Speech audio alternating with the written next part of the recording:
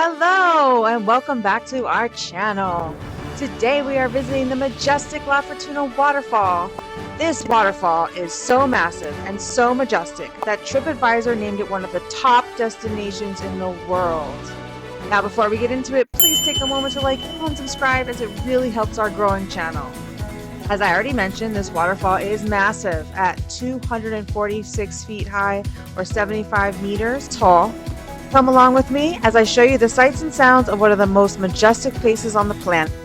Now, right before you descend down to the waterfall, you have to stop right here at this lovely platform where you can observe the waterfall and all the beautiful lush greenery that surrounds the waterfall. Now, get ready to come along with me as we venture down over 500 stairs that descend down to the waterfall, exploring the beautiful flora that surround the stairs and the waterfall steps. Now, the steps are easy and you can take your time as there are many places to stop along the way. The great thing about the waterfall is that although there are a lot of stairs, the terrain is easy versus other waterfalls in the country that I've been to that have uneven terrain and more intense hikes.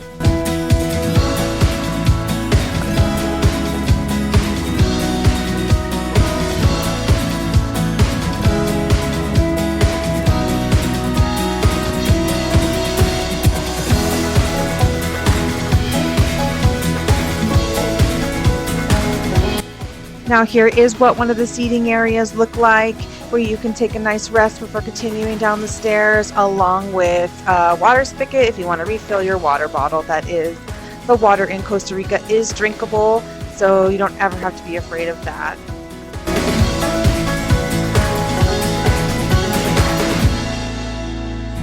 If you come early in the morning, you may be lucky enough to even spot some animals.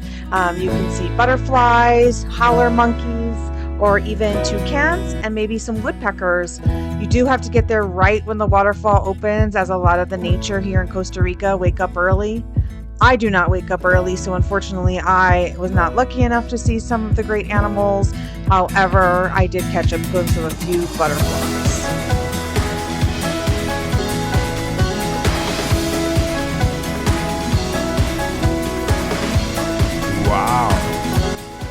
Now, when you finally get to the waterfall and see it in all its glory, it makes descending down 500 stairs totally worth it.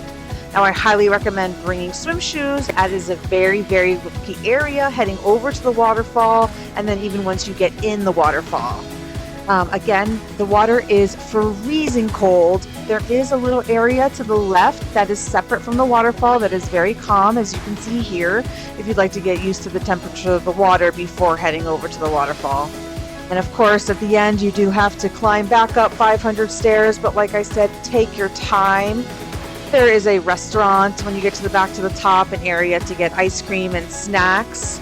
I did stop and eat at the restaurant. It was very good. I had a quesadilla, as you can see here. The quesadilla was very big.